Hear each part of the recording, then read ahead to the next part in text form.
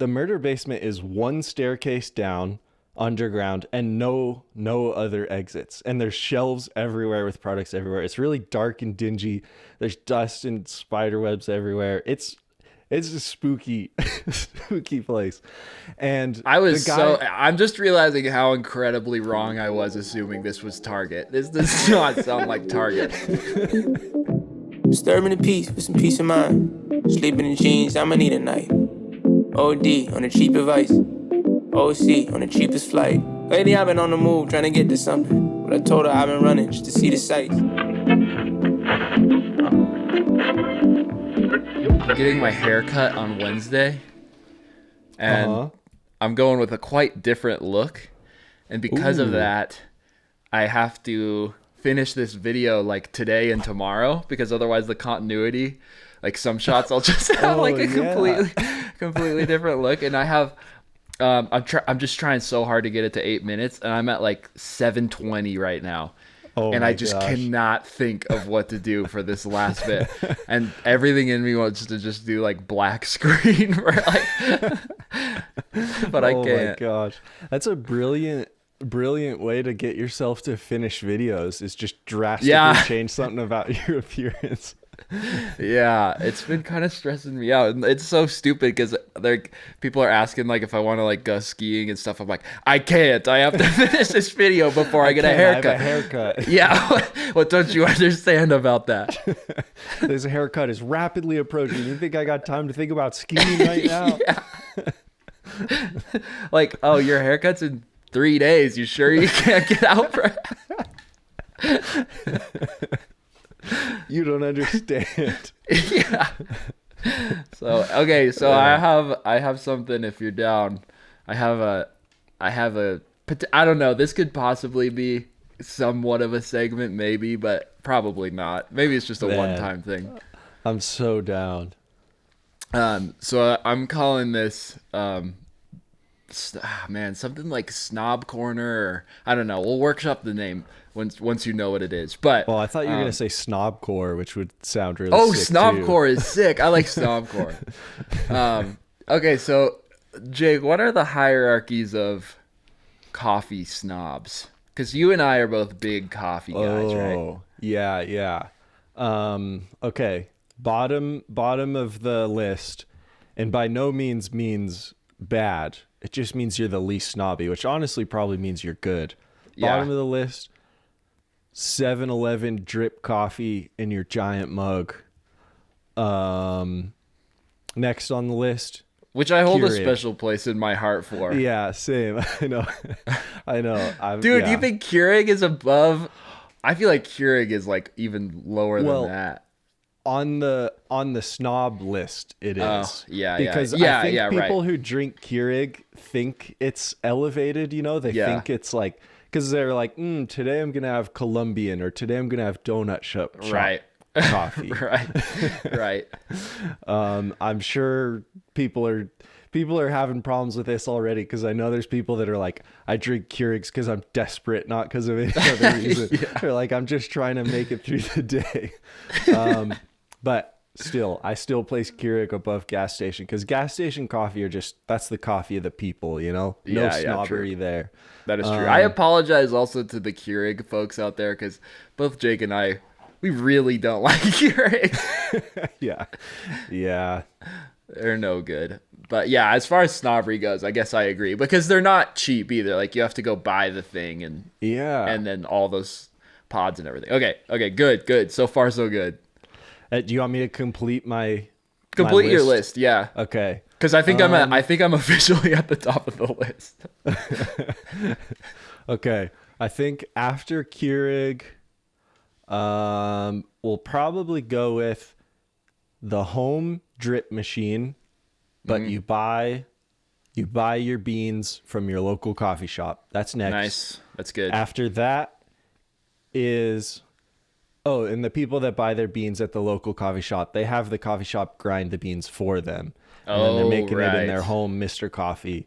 That's a good place to be at, if I'm being honest. Yeah, that's a good comfortable medium. Yeah. After that, I would say is the pour over people. the Chemexes, the 1 cup pour over, the AeroPresses. You're grinding your own beans. You're weighing your beans. That's where, at least before this segment, I suspected you and I were at. Right, yes. So imagine the next tier. Just imagine what that would be. Next tier. The only next tier that I would say is above the pour over people is the espresso people that only make and drink single shots of espresso, but they also have to have the little tiny cup of sparkling water alongside the homemade espresso. Yeah. I think that's pretty high up there, because something about the like craft espresso says, I don't even care about enjoying this thing for that long. I'm just trying to drive a Porsche really, really fast after this through the Alps. Exactly. That's true. And I need more hardware to drink the thing than I do the actual drink. You know what I mean? There's like the plate with the holster for the espresso and the sparkling water thing. Yeah. There's a lot going on. So that's good. List. That's good. That's pretty good. But I think I don't know, maybe debatable. I think I may be a tier above even that now. Oh no. So there was a newspaper article here in Gunnison not that long ago, but it was about this guy who started roasting his own beans, right? And so he started with a popcorn maker and just started doing it like in his backyard, and then he's since like started roasting in an actual roaster and has a place for it and everything. So anyway, my landlord read that and was like, I want to do that. And so my landlord is starting his coffee roasting journey, but he's decided to start where the humble and the good men start, and that is with the popcorn roaster. And so he's like jerry rigged this popcorn machine to have like all these thermometers on it and all this stuff. And once a week he's out in front of my place just like roasting coffee. And so he's got me in on it now. And so now me and my landlord are like roasting coffee in this popcorn maker. And I have not tasted it yet. This is my first cup. I have not had a sip of it. I saved it for this. Oh my gosh. Dude, when you said the newspaper article came out, I thought for a second it was about your landlord, because when I was just up there, I don't know, a week or so ago, we went outside on like a -3 degree day, and he's just got a camp table and a Coleman propane grill out. He's just like, morning guys. Like, what are you doing? I know, we thought he was making gourmet popcorn, but yeah, he's roasting his own coffee. So yeah, I was intrigued by it, and then now I'm sort of like in on it. Wow, I hadn't even considered that a tier. I know. I had it in my head, just like, obviously the highest tier is buying their beans from the best roaster in town. Well, dude, you have no idea how excited I am when this inevitably comes up, as it always does when people are talking about coffee, and then I can just be like, oh yeah, I remember that flavor profile when I was roasting my beans.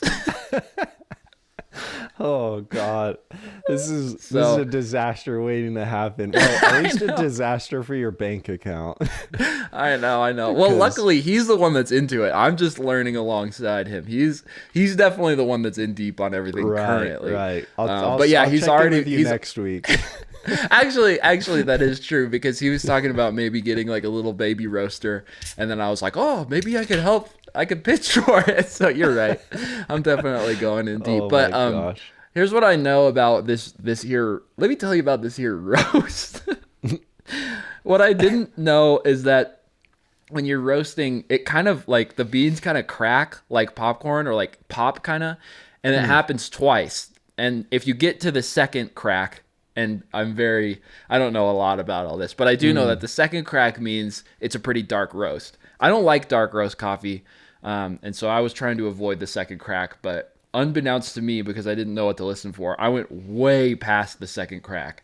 So this is like midnight dark coffee territory. Yeah, this is like mega dark coffee, which is not my style. It smells more like cleaning solution than it does coffee. Dude, I think So- there might only be, I mean, everyone knows Starbucks is classically double cracked coffee, right? Oh, for I didn't sure. know that Yeah, was yeah. the term for it for now, but they're classically like the darkest, oiliest beans you could ever Yeah. imagine. Well, I also found out if it's oily, that means it's like, that's like a measure of how cooked it is. Like really oily means it's like over cooked by my standards. And so these beans are like greasy as, it's like greasy as greasy gets. So yeah. So cheers to, me, I Triple guess. cracked coffee.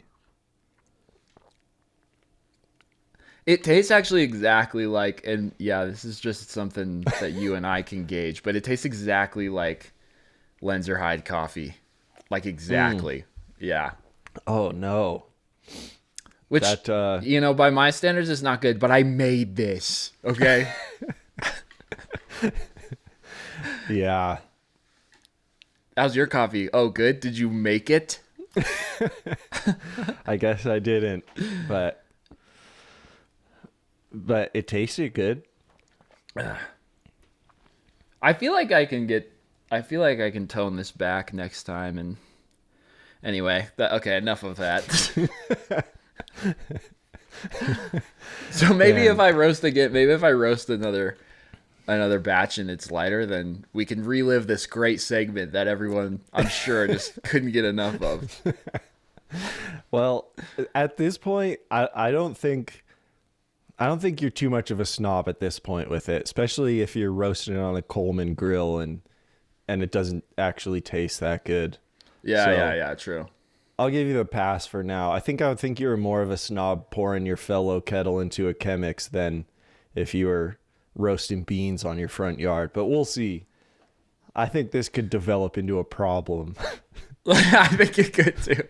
I know, I think so too. It's like the one thing that I like would be proud of, like being able to cook though. Like other people can cook like chicken ziti or you know whatever, and I'm like, oh cool. But Yeah. this would be a source of pride for me. Okay, That would be cool. we could, if you want, transition into Schaefer's pick of the week because I think it's actually relatively tangential to this, believe it or not. Yeah. Well, then allow me to do the honors since I've been dropping the ball for months on end at this point. Schaefer, you got a pick of the Okay. week?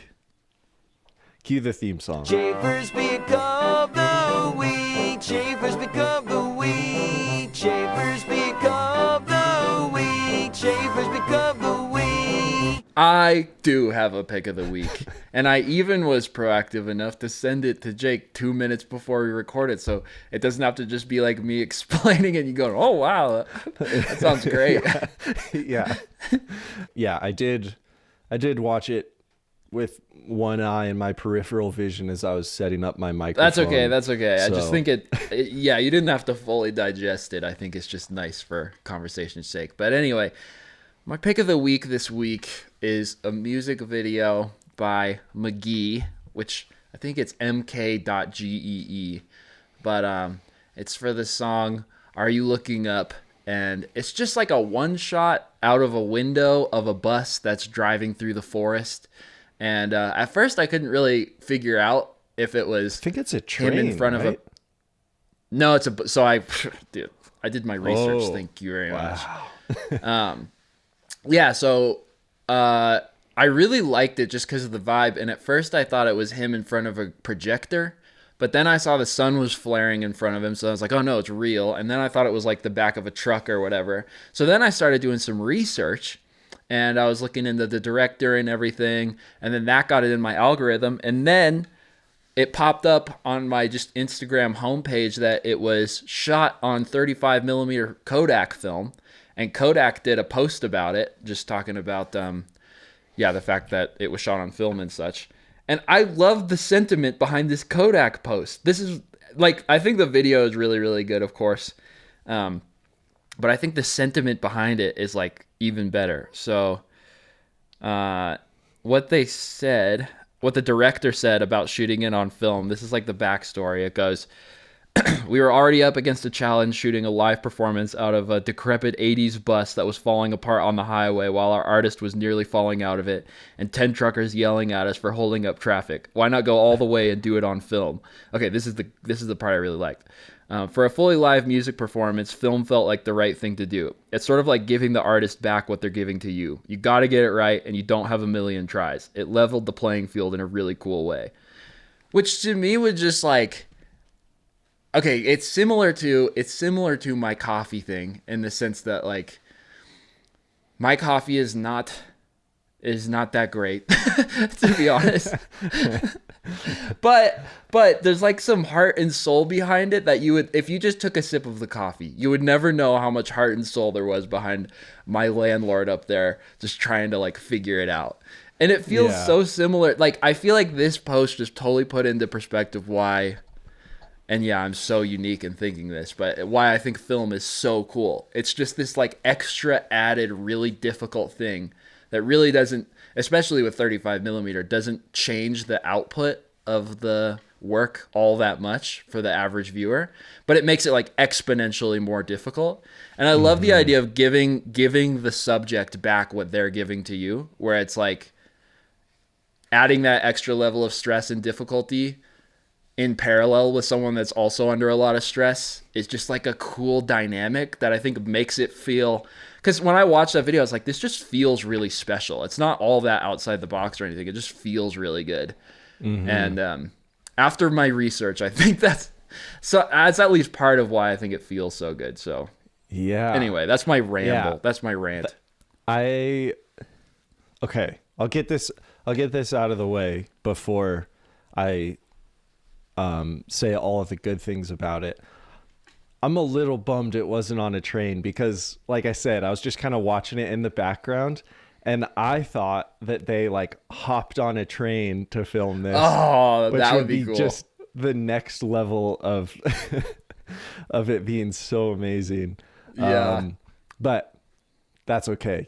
On a bus, broken down 80s bus is pretty good too. Yeah, that's pretty good too. That's good. Definitely more controllable than a train though. Yeah, totally. The other thing that was incredible is I didn't notice that it was a live performance until like halfway through the video. It sounded so good that I could have sworn it was just, a music video shot for the song. How in the world did they get his singing audio that good? Because there's like wind. I know. I was wondering that too. Like obviously the guitar. I know. I was wondering that same thing.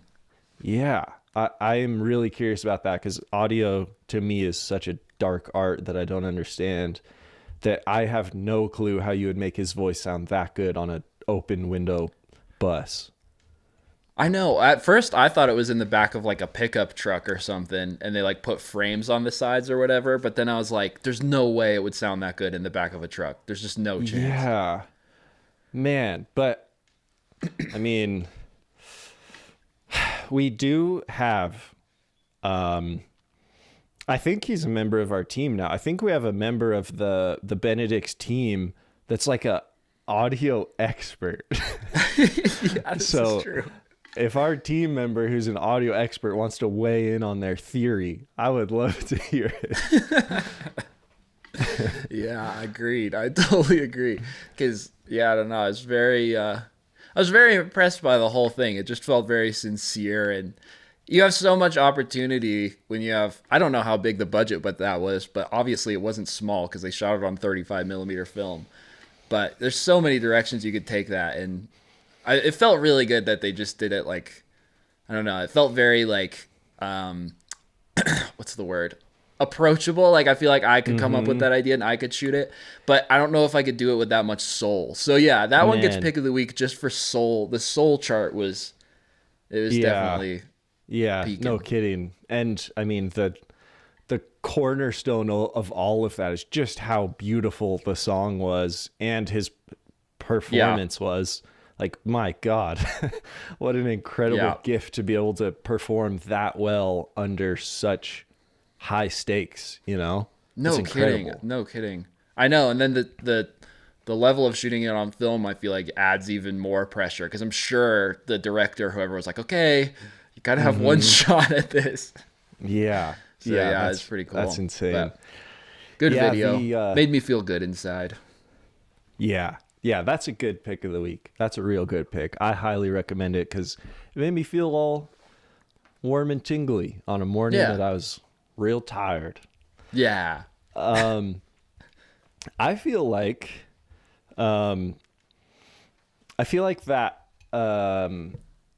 that feeling of film, like you were saying, it takes so much work to make it right, and it's like the end viewer may or may not even know the difference, right? They might watch that and not even know it was filmed on film. Especially 35 millimeter film, because it's so similar to like a digital ARRI look or something.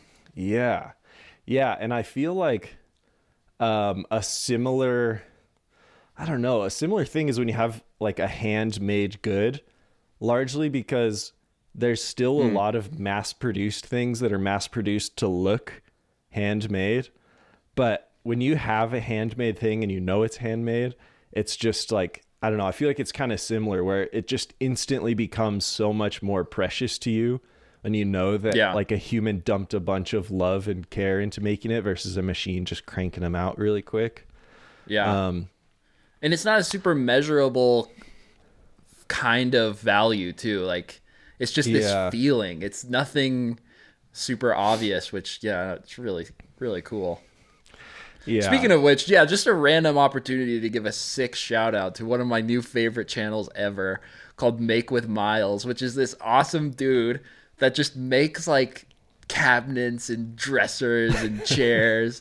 And we've had some like exchanges over the gram. And actually that would be a good potential podcast guest, because he's awesome, and his channel is basically in orbit with that exact thing of like, it's just so cool to have something that's just made by hand. So maybe we can go in deeper on that sentiment with an expert now that we're a big guest show. Yeah, which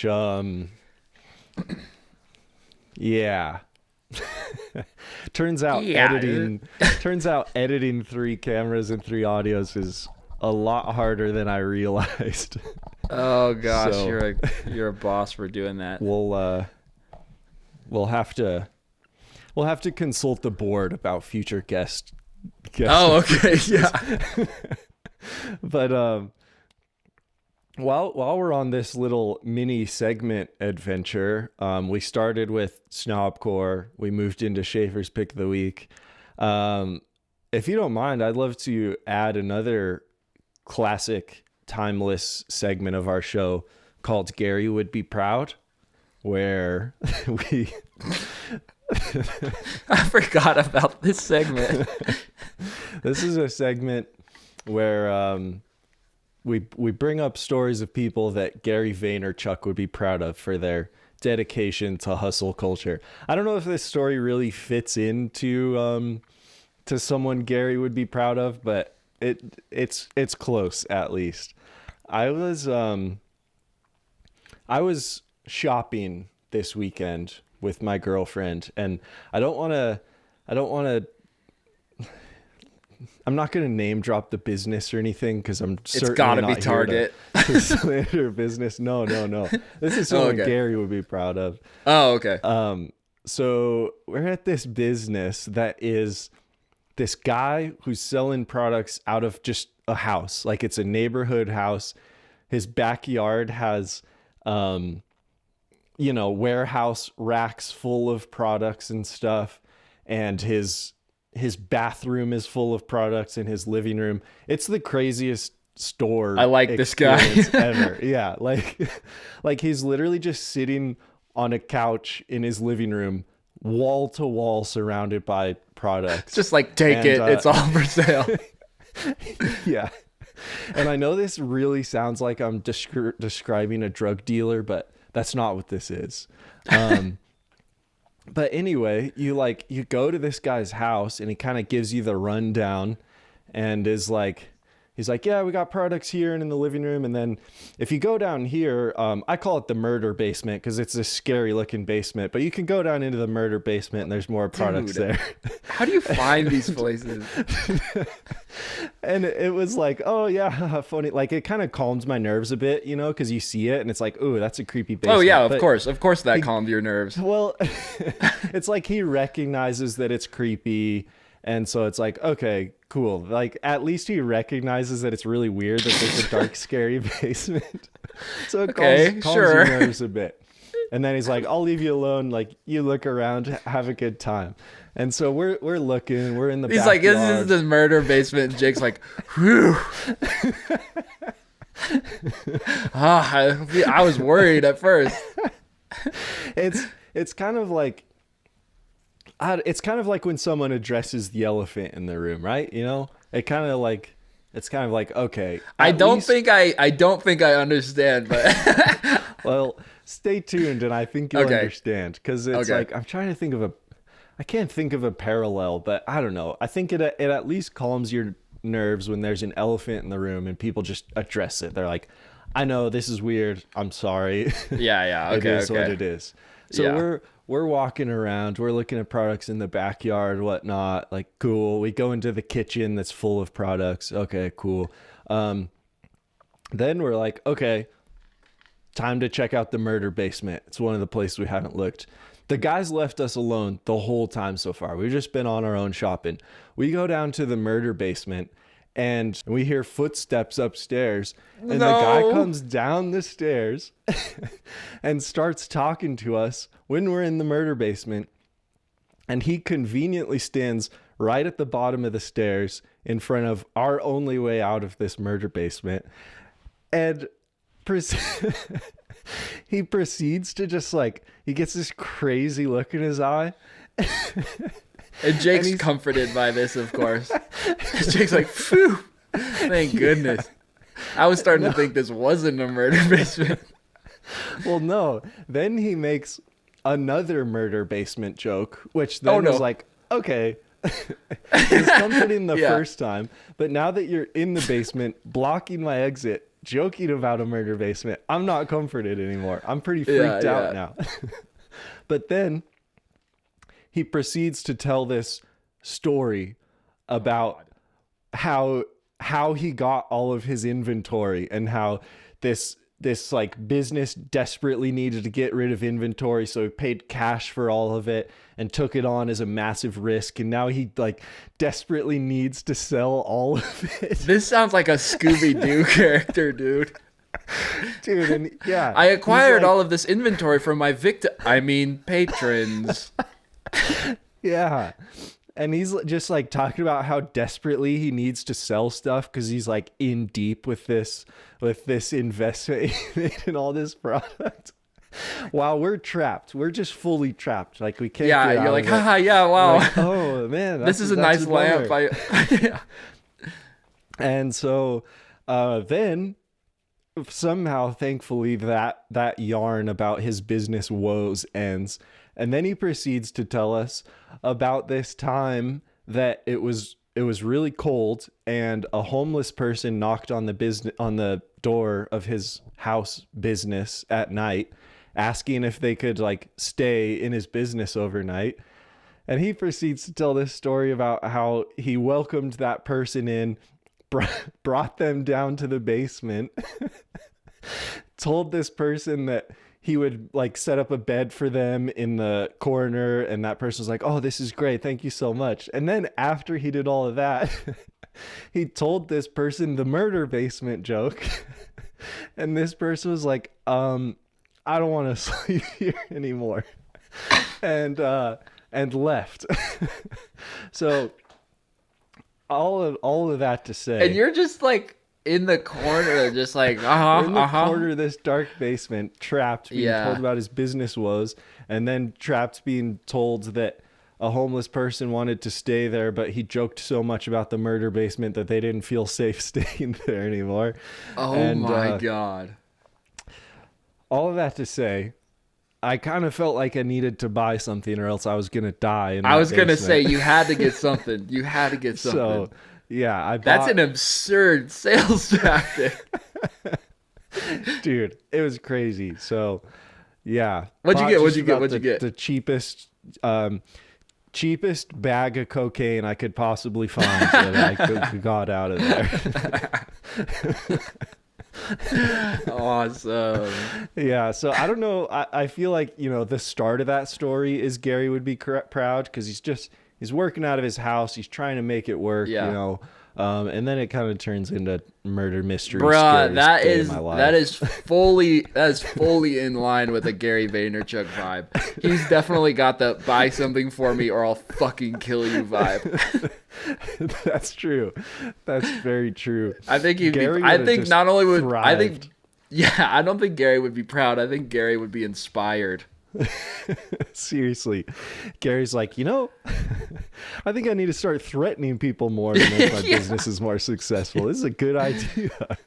Dude, that's a crazy... And it's actually so funny how, like, the crazy part of that story is obviously the guy in the story he tells and everything. The crazy part of that story is not that you wound up in this basement. That is, like, perfectly normal place for Jake to be. Like, the more I get to know you, the more it's like, yeah, these stories all have one common thread, and that is, like, I never wonder, oh, why did Jake go there? I'm just like, oh, Jake just goes to places like this. Yeah, hey, I'm still alive so far, so it's working out. When I was at like Slab City and Salvation Mountain, I was like, I shouldn't be here. Jake should be here. This is not my thing. Oh my gosh. We should go record an episode at that like castle thing. Have you ever been to that? Like the castle in Colorado that the guy made? Bishop's I've Castle? never been. Yeah, I've never been. Yeah, it's crazy. I haven't been in a long time. We should go record something there. Oh, and then we should go record one in that cave. Did you go in the cave with us in Golden? No. I've been hearing about that from you forever now. Yeah, we should go record in the cave, dude. Wow, yeah. Stay tuned for castle episode and cave episode. That would be so fun. It'll have to be a summer thing, but yeah. Anyway, that would be fun. Like basically, dude, you know what no one's done is like a spelunking podcast in a cave with all the audio gear and everything. That would be nice. It would be pretty calming ambience, I think. Dude, I could totally picture like you and me setting everything up in this cave and then just hearing like voices and footsteps and getting really, really scared. Because there's some heavy traffic through that cave system. And from what I hear, there's some unsavory characters in that. Man. So, yeah. Yeah, I could see that. I could also just see like us being down there and the water level starting to rise. Yeah, just for sure.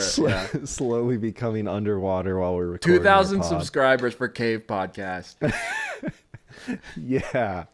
I don't know. I think I'm going to need 10K before I do Cave. Really? Oh, dude, you can do it. You got it. Yeah, I do love caves. It just sounds like a lot of work. No. It wouldn't be bad.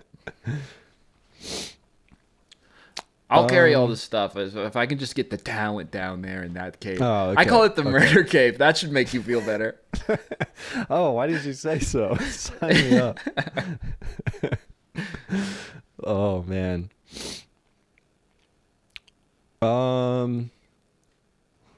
Well, any more thoughts about caves or murder basements before I hard pivot into a new topic? No, let's pivot. Okay. Oh,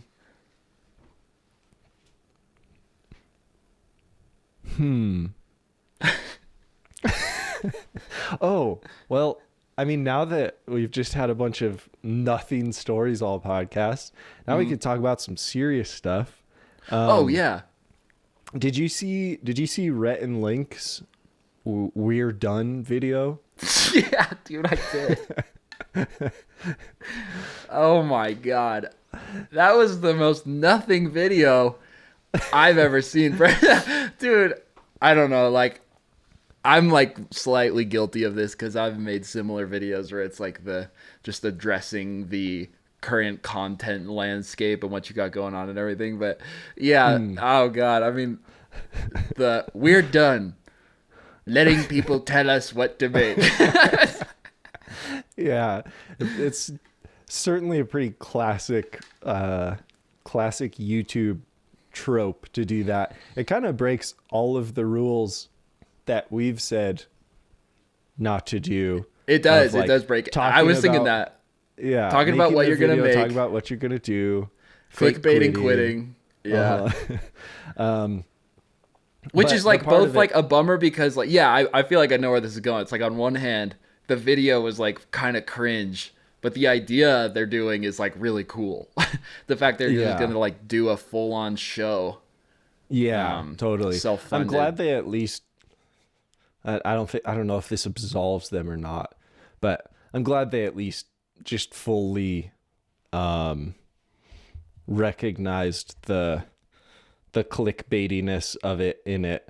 But yeah, the only reason I brought it up was because it's just cool, because I think it is the first of many signs of what we've been talking about for so long now, of how YouTube is going to be evolving and going to become this place for just like movies and shows and, you know, more like, I don't know, stuff that people take more seriously. Like YouTube is a streaming platform just like any other, because Rhett and Link in this video, if you haven't seen it, they're basically just announcing that they're making a TV show, and they're saying that they had pitched TV show ideas to a bunch of, you know, bigger streaming companies, et cetera, and there's always something that they wanted to change, or they didn't want Rhett and Link to be the face of it, all these different things. And essentially the video is them saying, okay, like, we're just going to do it on our own. We're just going to make the thing. We're going to fund it with our other YouTube stuff and make the TV show that we want to make and put it on YouTube, which is super cool. And I actually don't watch any Rhett and Link. I don't think I've seen an entire Rhett and Link video ever. But from what I've heard about them, they sound like the right guys to kind of get this ball moving. I used to be a big Good Mythical Morning viewer in high school, especially. I don't think it's anything like, I just kind of got tired of the format. You can only like watch people eat like spicy Pop-Tarts so many times in a row before like, okay, I kind of get the point. So I respect a lot what they're doing. I kind of think I outgrew, like I think they probably have a somewhat younger audience. So, but that said, I do think they're such a great example of someone evolving and changing and sort of adapting, because with how old they are and how long they've been doing, you know, YouTube as a platform, there's a million reasons why they should have fallen out of algorithmic favor. I mean, everyone from that era, because they go way back. They go back like early YouTube. And they're still getting like over 1 million views on almost every single episode of their morning show that they do, which is absurd. I did think it was a little funny that they were like, oh yeah, we kept pitching this show to like big studios. And it's like, dude, the closest thing to a big studio on YouTube is what you have over 1 million people watching your show every day. If that's not a big enough studio for your show, I don't really know like what you're expecting. But yeah, there was a part of me that was kind of a little bit of an eye roll. Like, you didn't think about this till just now with all the resources you have. Like, they have their production business is called Mythical Entertainment. And yeah, they have tons of shows and they have multiple multi-million-dollar YouTube channels and everything. And I do respect it, but I also just think like, the version of that I'm looking for is a little more grassroots than people who have already a massive built out team and everything. And it's like, of course you can make a show. Of course you can. I don't think anyone is surprised by the fact that they have the resources to make that happen. So I do think there's still an opportunity for like this isn't going to change the format as far as the general uploader is concerned, because the general uploader doesn't have a multi-million-dollar production company already built behind them. But I do think it goes in line with what I think you put in the show notes, which was that even the CEO of YouTube has addressed this coming change. Did you read? Yeah, you must have. You read that letter of like the 2024 projections? Yeah. And one of the points was treating channels like the foundations of future production companies and stuff. Yeah. Yeah. The wording was cool. It was a little concerning reading this letter from the CEO of YouTube, because the first point was AI will empower human creativity, which is a little scary when the first thing you see is AI from I know, and then letter. in that paragraph he goes on to like talk about like shorts and AI, and it's very vague. It's very like AI will help more people make shorts, and it's like that doesn't mean much.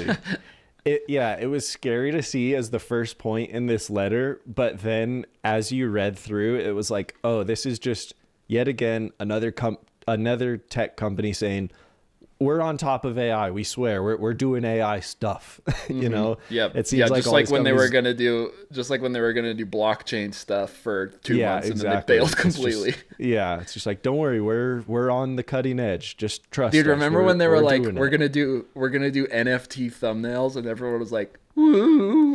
Wow, I do not remember that. That was like one of the last things Susan did before she bailed. Oh my gosh. But yeah, obviously that never happened. But yeah, it is funny how it's just like AI is really something, huh? We're gonna really use it. Yeah.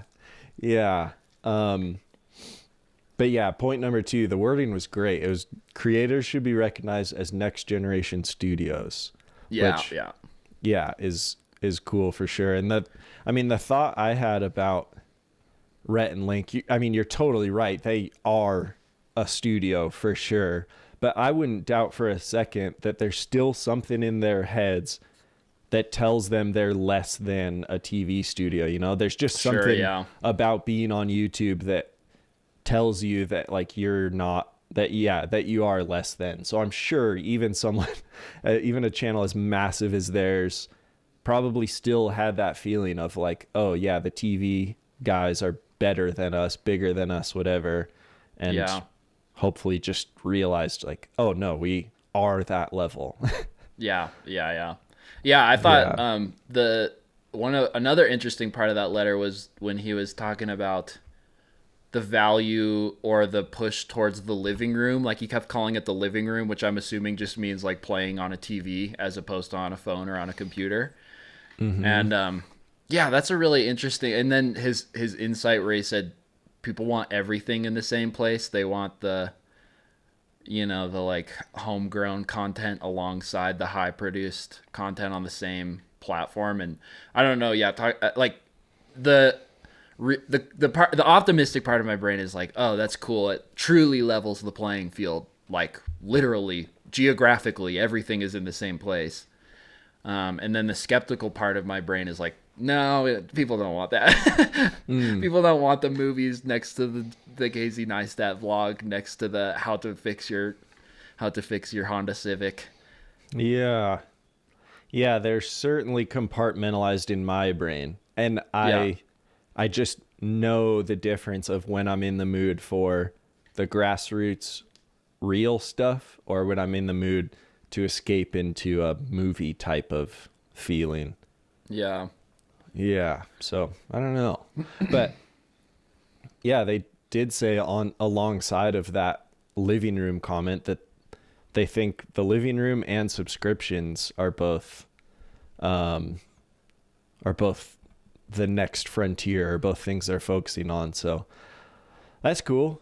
Could be I don't know. There's something about the subscriptions that definitely is special. Like if you're just going to be if we're basically just back at cable where you have to pay for every channel and you have to pay for a bunch of different channels, if that's going to be the reality anyway, like it sure would feel a lot better to pay, someone whose channel you love and care about than just paying the batch masses. Yeah, for sure. I'm a big believer in the subscription membership format. I've been pretty vocal about that. I think it's a really cool option that kind of gets the money going in the right place. But yeah, we'll see how it all goes. It'll be interesting to see the next evolution. And I don't know. I'm biased just because of what we talked about earlier, where a lot of my recommendations have been smaller channels lately in my YouTube homepage. And for that reason, I really like this CEO so far. I feel like he's been doing he's only been CEO for like 2 months or 3 months or whatever, but it's like, man, if that's one thing to happen between now and when he started, if that has anything to do with him, then like, hopefully we're on a good trajectory. Who knows? Yeah. Nice. I watched a movie this week. What? Yeah. No way. Yeah, I was excited to tell you about this. That's pretty big, pretty big news. What movie? I got a bunch of questions. Wait. Let me guess. Guess. You couldn't guess it, dude. Based off of your patterns and what I've learned about you, I think Shrek 3 is a pretty good guess. I think it might be even more obscure than that, dude. Let's see. Shrek 3 or Star Wars Episode 1 seems like a strong contender. That's way too elegant of a choice. Okay, final guess. Wait, at least tell me, is it like a in theaters or recently in theaters, or is it a movie? No, it's older, but like awkwardly old, like not that old, but still old. Okay. Hidalgo. No, not Hidalgo. Damn it. Oh, dude, it was so funny because there's been all these movie recommendations and everyone's like, you gotta see this. And I have a literal list, and I was going through and I was like, which one do I want to cross off the list? I was like, that feels a little serious for right now. I was just kind of in a mood for something a little bit, on the chill side. So I watched the Simpsons movie.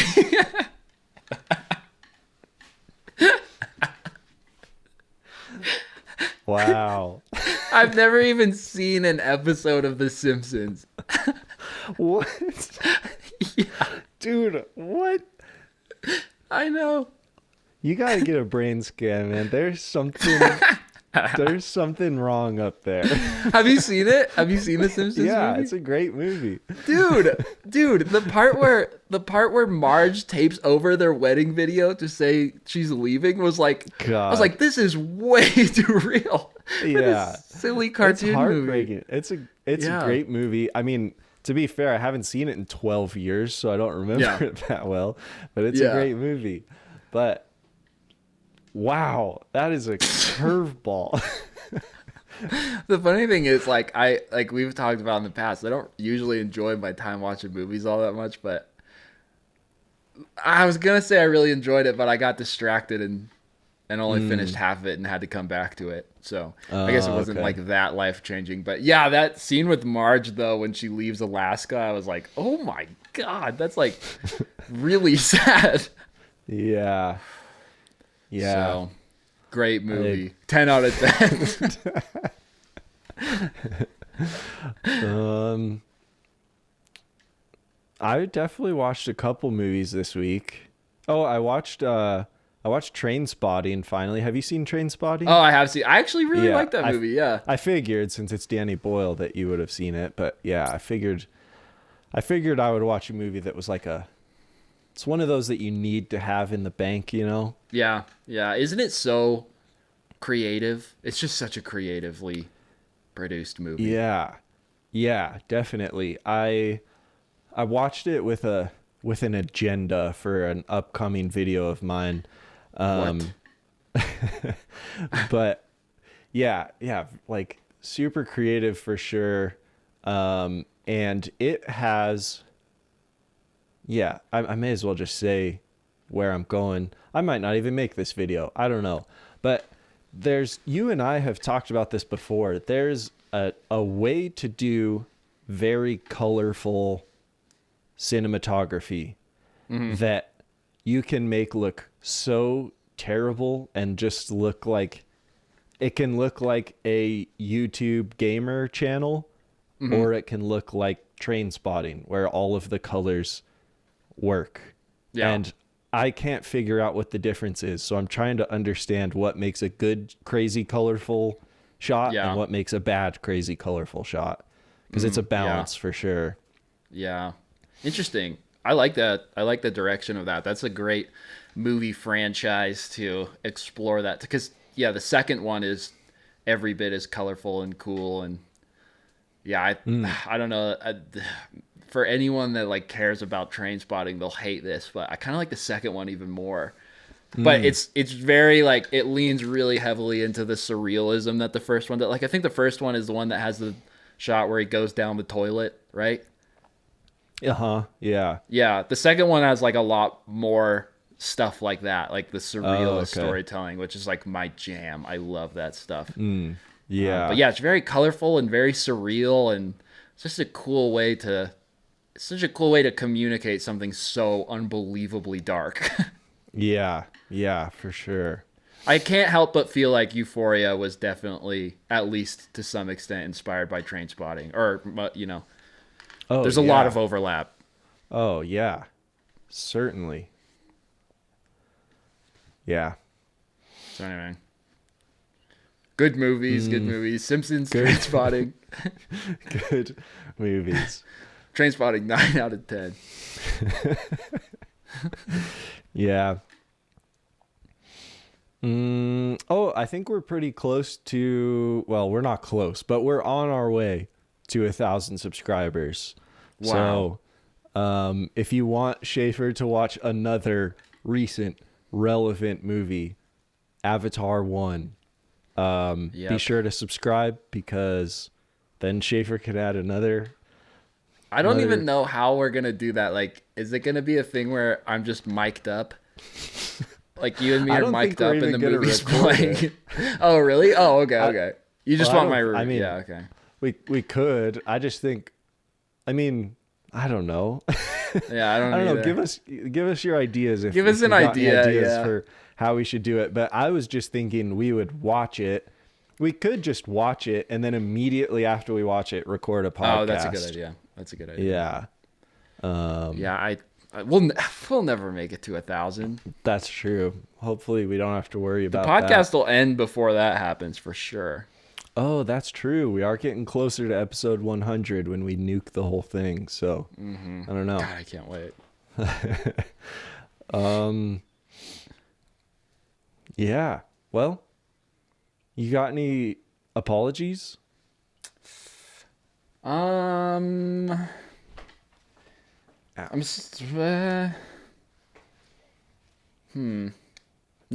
don't think so. Maybe, no. I was going to say maybe Rhett and Link, but I do feel like there's just a way more elegant way to announce that project.